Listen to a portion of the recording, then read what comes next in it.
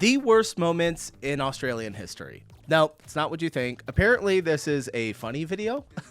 I saw the title when someone recommended it to me, and I was like, ugh, I really don't want to look at like all of the worst things that have ever happened in your country. But apparently, it is more of a kind of like a comedy skit. So I'm here for it. You guys, literally, I've been telling everyone, I'm like, the Aussies have the best humor out of any other culture that I've ever seen in my life. They're hilarious. Absolutely love it. So this one's coming from Yorak Hunt. Let's see what we're getting ourselves into. Worst moments. Now, you may have noticed that my last two videos were about the greatest moments in Australian history. So you're probably left thinking that in Australia, nothing bad ever happens. But that couldn't be further from the truth. You see, throughout Australia's history, multiple bad things have happened. So without further ado, let's get into some of the worst moments in Australian history. First up, we have KFC removing the wicked wings from the Zinger box. At the start of 2023, someone at KFC...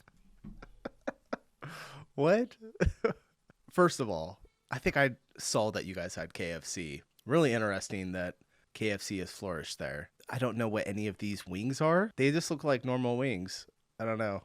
Removing the wicked wings from the Zinger box. At the start of 2023, someone at KFC decided that it would be a good idea to remove the wicked wings from the Zinger box. Whichever idiot came up with this idea didn't realize that tampering with the most sacred item on the KFC menu would have massive repercussions. KFC decided to replace the wicked wings with what they call hot and crispy pieces, which is pretty much just the same thing as wicked wings but 100 times worse. But the nail in the coffin was the fact that they raised the price of the Zinger box from $11 to $14, and instead of giving you 3 hot and crispy pieces like they did with the wicked wings, they only gave you 2. As you'd expect, this sparked national outrage. For weeks, this was all over the news. I'll never dine at KFC again. Do you guys have Popeyes? I wonder. Let's look really quick. What? I'd spell Popeyes so horrible. No, Popeyes Louisiana Kitchen is not currently in Australia. Okay, that's why you guys have KFC. I mean, I don't really eat like fried chicken that often. It's the rare one time of the year where we're going to grab some fried chicken to go. It's going to be Popeyes. It's like 10 times better than KFC. But the most ridiculous part about this whole story is the fact that you could still get a Zinger box with 3 wicked wings. You just had to specifically request it. Which begs the question, what was the point? Next up, we have yet another fumble from KFC, and that is the discontinuation. Is this a video about KFC? Of the KFC Crusher. First launched in 2009, the KFC Crusher redefined what fast food was capable of. The KFC Crusher was available in 4 different flavors, those being mocha, cookies and cream, chocolate cornetto, and the elixir of life itself, Golden Gay Time. One fateful day in 2018, I walked up to the counter at my local KFC, and when I asked for my Golden Gay Time Crusher, they told me, "Sorry sir, we don't do those anymore." My Time Crusher, they told me, Sorry your lordship, we no longer do the Crushers. Would you still like the 47 Zinger boxes though?" No, man. "Sir, we don't do those anymore." Myself and many other Australians had our hearts broken that day. For a few weeks after that fateful day, I still held out hope that maybe if I walk into some other KFC store, they might still do them. But as of today, it's been 5 years since I've had a Crusher. While we're on that depressing note, let's get into something even worse. This next moment has been ranked as #1 worst moment in all of Australia's history. Just thinking about it makes me tear up, and that is the end of the AU Falcon production in 2002. It's September of 2002, and for the last 4 years, we'd been living a dream. They say you never know what you have till it's gone, and that was never truer than on this day. Millions of Australians walked into their Ford dealerships all across the country and tried to buy an AU Falcon Series 3 Forte. And what they were told was absolutely devastating.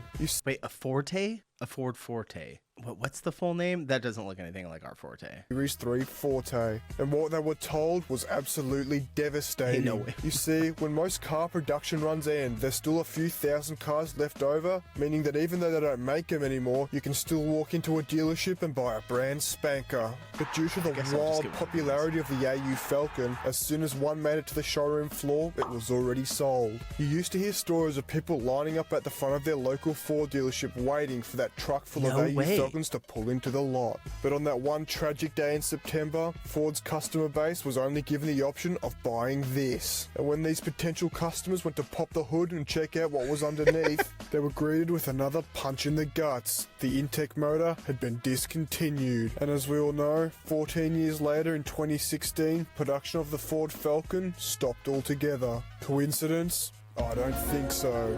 Next up, we have the unfortunate death of an Australian legend. Okay, and that is a real one. Gary the Goat.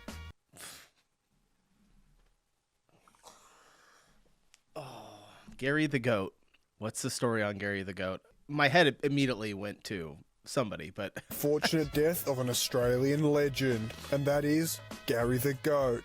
Gary the Goat is arguably Australia's most famous goat. Gary the Goat was bought by owner Jimbo in 2011 in a pub for the price of a case of beer. And for the next 6 years of his life, he would tour Australia with his owner Jimbo, doing comedy shows at pubs and creating some of the best content to ever grace the websites of YouTube and Facebook. That's it, let me name it. Dang. Don't go up any further, mate. We're in public. Gary was famous for his attitude of not giving a Hey, Gary! You've made page 2 of the NT News. You don't give a do you? Some highlights of Gary the Goat's life include the time where he got impounded as if he was a VT Commodore ripping single pegs down the main street, and another time Gary himself had to go to court for eating bushes at the front of Sydney's Museum of Contemporary Art. But as is the Gary had to go to court? Oh, that's crazy. Gary the Goat has his day in court and wins. Gary the Goat walks free from Sydney court. Oh my god, this is hilarious. Go to court for eating bushes at the front of Sydney's Museum of Contemporary Art. But as is the Wait, hold on. I gotta read court for eating bushes. Comedian James, aka Jimbo Bazubi, was issued a $440 fine on August 22nd after his goat Gary was seen eating grass outside of a museum. Wishing to avoid court, Jimbo wrote to the commander of the Rocks police station asking for the fine to be dropped. In his letter, Jimbo claimed that he appealed the fine because it wasn't me, it was my goat. And my goat wasn't damaging vegetation. He was simply taking the top off some grass, plus some leaves off some bushes next to some council workers with a lawnmower and clippers who were doing the same thing. This is crazy. That actually happened. They literally wrote him a ticket for his goat eating grass. What? At the front of Sydney's Museum of Contemporary Art. But as is the case with many people who try and live their life outside of the law, in 2017, tragedy struck and Gary the Goat passed away. Oh no. Wait. To pay respects to Gary, his owner Jimbo got him taxidermied, and last I heard he was on the hunt for a pub to put his body on display. Next up we have one that's not as sad but just as tragic, and that's the time that changed the recipe for shapes. One day in April of 2016, some idiot decided to change the recipe for shapes. As expected, just like the Zinger box would do 7 years later, there was national outrage. The classic phrase, if it's not broken, don't fix it, applies perfectly to this scenario. Shapes were once an S-tier Australian food, and then when I think I have a box of these. I'm pretty sure doing it tomorrow, so you will have it very soon from everything you guys sent me. Thank you, appreciate it. I'll give a proper shout out later. To come in and switch things up, the great taste that we had all come to know and love ended up tasting like booty cheeks. The backlash against this recipe change was so strong that by September, the original recipe had been reinstated. When they finally decided to put the original recipe back on shelves, they put this little black label reminding customers that it is in fact the original recipe. The backlash was so strong that till this day, that little black label remains on all Shapes packets. And it acts as a harrowing reminder of what happened in the dark days of April of 2016. 2018 was a bad year for Australia. We lost the KFC Crushers, the ZB Commodore was released, it had been 16 years since the end of production of the AU Falcon, and while we were suffering through all of this, Bunnings decided to kick us while we were down. Someone decided that placing the onions on top of the sausage in the world famous Bunnings snag was a slipping hazard. This meant that from now on the onions had to go underneath the sausage. This is so... Oh... What am I watching right now? Onions I just can't. I can't even. I have nothing to say. And that's just ridiculous. Bunnings didn't even think to consult anyone before changing the recipe of one of Australia's most iconic foods. And yep, you guessed it, this monumental alteration to what is arguably the most iconic food in Australia did not go down well, causing massive nationwide outrage. You may be left wondering what caused this tragic moment in Australian history, and it's your lucky day because I'm pretty sure I found the reason behind it all. One day, a farmer from Queensland went into his local Bunnings to buy a whippersnipper when he unwillingly pulled the oldest trick in the book, the slip and fall. You see, while this man was searching for a new addition to his whippersnipper collection, he accidentally slipped over on a caramelized onion that someone had dropped in the lawn care aisle. The caramelized onion in question had fallen out from the top of a Bunnings snag, and as old mate lay there in the lawn care aisle on his back, he hatched a devious plan. Now, you guys have all heard of the American dream before, but what you probably haven't heard of is the Australian dream. The Australian dream is to get injured at any sort of shop like Woolworths, Bunnings, Coles, Aldi, you name it, and then put on a performance that's worthy of a logie, making your slightly sprained ankle look like your foot just snapped off. Now, if you pull this off perfectly, the outcome is more than likely always a massive payout, and if your acting skills are good enough, you can get a big enough payout where you can retire on the spot, and that I can attest that this is not just an Australian dream, but also an American dream for a lot of people. We have like billboards everywhere that is like, were you injured at work? Did you get into an accident? Call this attorney now. This, oh my God, it's so bad. People just constantly trying to sue everyone for the smallest stuff. Oh, so an onion fell out. Happens all the time, man.